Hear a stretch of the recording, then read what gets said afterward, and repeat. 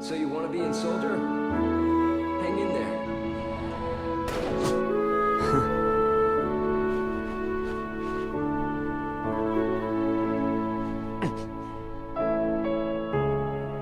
Embrace your dreams. And whatever happens, you'll be my living legacy. Embrace your dreams. Protect your honor. Get help. Free chef? Give me a break. Free chef?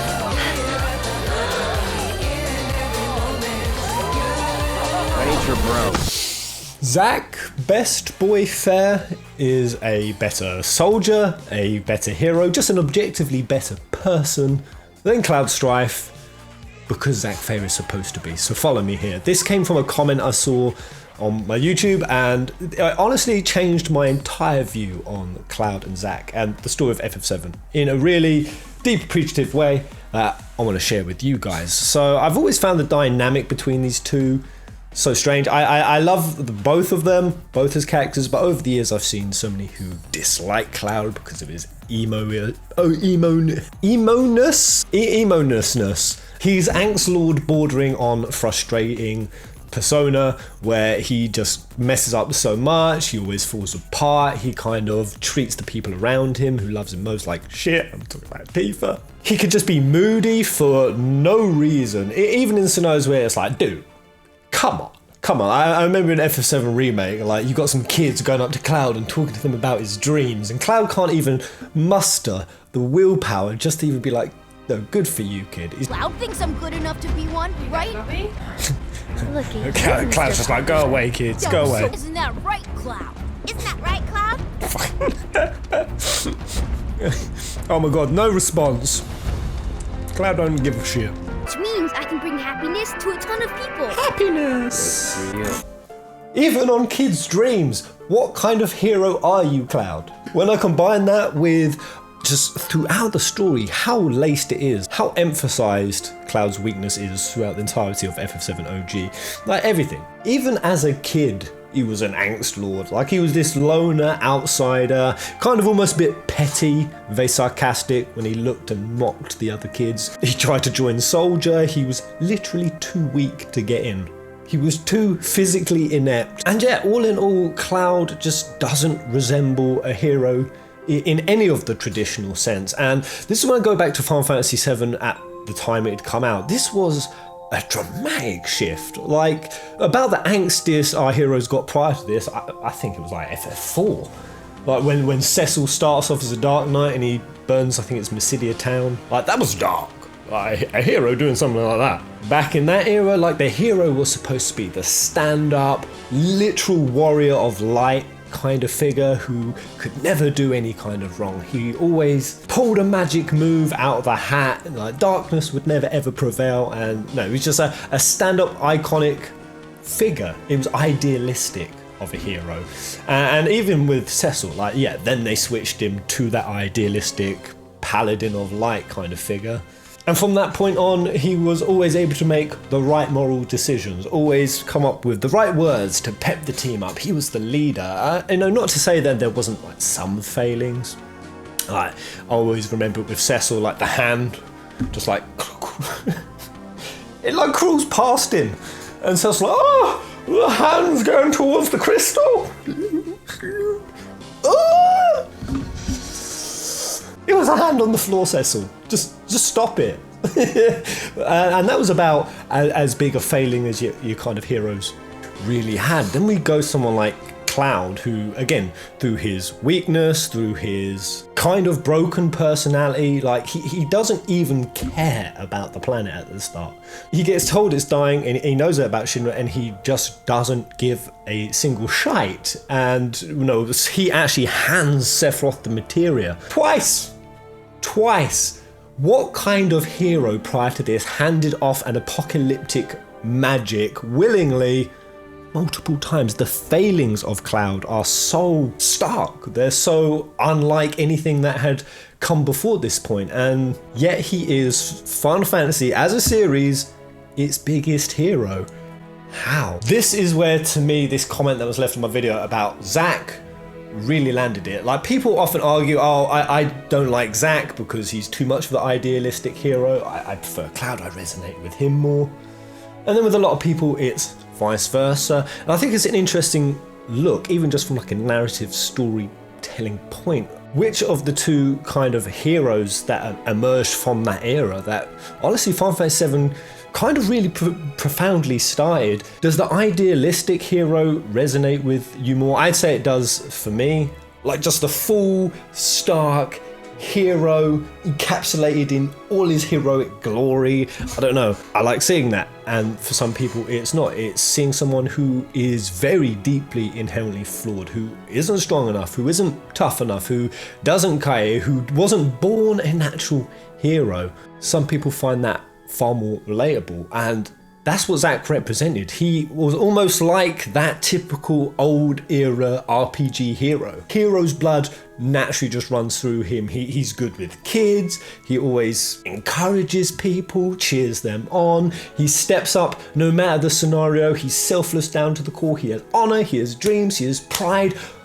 Literally, he is the old age hero manifest, and yet from him we have the living legacy of Cloud, who embodies none of those traits and yet somehow supersedes Zack. So when I said in this video, Zack is better than Cloud, I'm not saying Zack is more powerful than Cloud, just that Zack is a better hero because he's supposed to be, because it offers contrast to Cloud. And when I saw this comment and I looked back through some Cloud and Zack moments, what really stood out to me was the Advent Children. This really landed the dynamic so clearly to me, in a way I'd never seen it before. So it's when Cloud's down, Sephiroth has kicked his ass, he's out for the count, Cloud has nothing left to give, and then Zack appears to him, and this is what he says.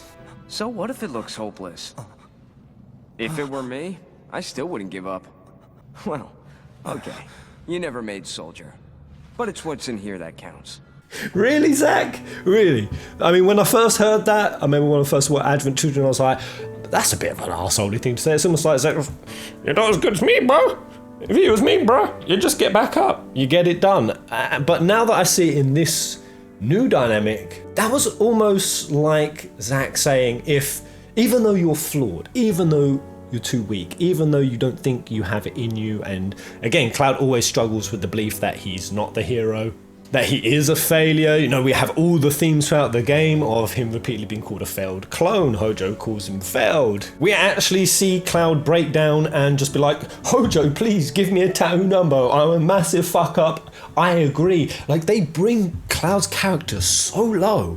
And yet here is Zack Fair kind of saying, oh, if you were the old 80s, early 90s JRPG classic hero, then you would just pull some magic out of your ass right now and resolve this situation. And in Zack saying that, in Zack even just putting that idea in Cloud's head, suddenly he does it. Suddenly Cloud, I mean, we know how Advent Children ends. He goes up, he just pulls this new move out of the fucking ether and he vanquishes Sephiroth, and it just screams the really cool contrast that in spite of having a massively flawed life up to this point, that the capacity to go on the hero's journey and to be full of infinite potential is still there. And that's what awakens in Cloud. That is the living legacy, the torch that was passed. In one sense, it's almost like a torch of a different kind of hero being passed from the old era of heroes to the new, where we do now have these more nuanced heroes than we used to back in the old days. And Final Fantasy 7, I think, shattered that dynamic, and it's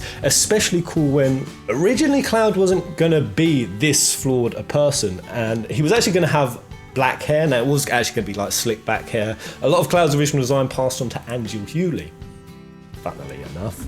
But Cloud wasn't going to be as flawed as he was. There was going to be a whole different story where like Sephiroth basically more directly controlled Cloud, and it was kind of like a direct hijacking that Cloud couldn't help, whereas they kind of shifted the dynamic to like Sephiroth exploits and infiltrates Cloud's weaknesses, and that's why they amplified those weaknesses so much. But in the original design, Cloud wasn't going to be that flawed.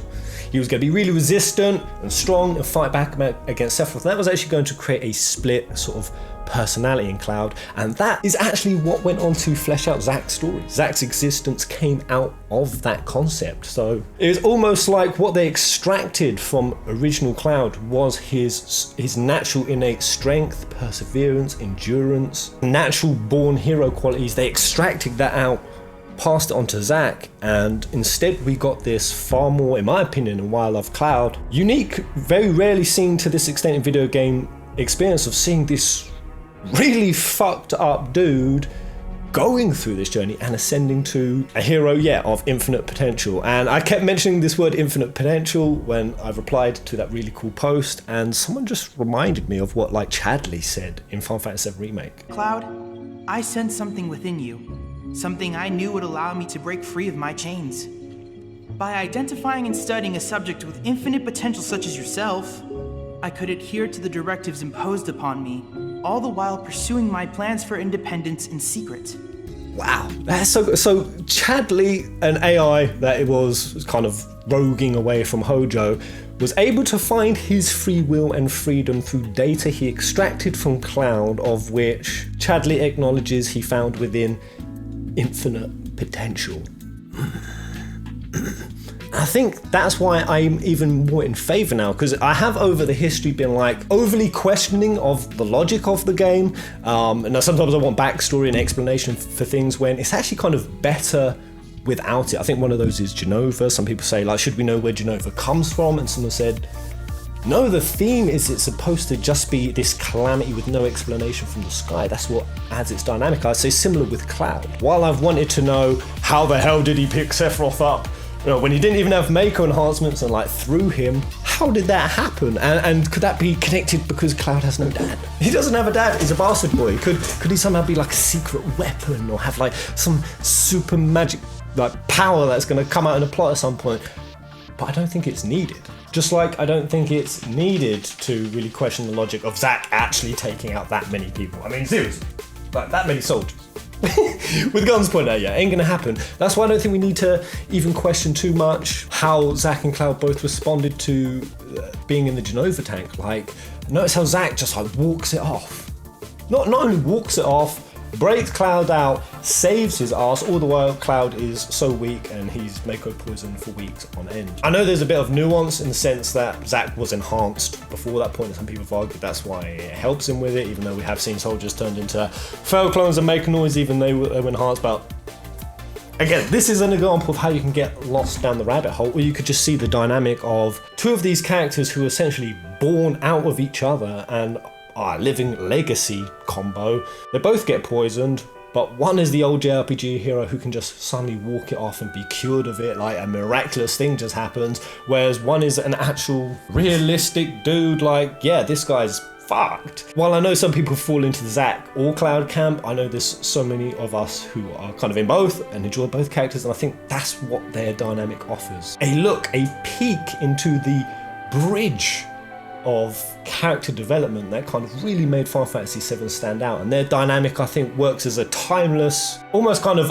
honouring to that breakaway, to something that can resonate to even people like me who can be very, very paid. I've had a kid in front of me telling me about what they want to do when they're older, and I remember it was actually one of my little cousins, and I know I was a bit tired that day and I couldn't even muster myself. Oh, yo, good luck, mate. Shitbag. I can be that person. I think we all can, in many ways, kind of relate to Cloud's more petty side, but to still see that when the time comes and when the situation presents itself, that Cloud is able to go on his hero's journey, and aren't we all, baby? And that's a beautiful thing! There we go. I wanted to share that dynamic because it really just reframed Cloud and Zack to me in a whole cool new way, and I thought you guys would like to know. But thank you very much. Let me know in the comment section below. What do you think of the Cloud Zack dynamic? One being obviously such a hero, and the other one such a shit. Until the next video. Kupo!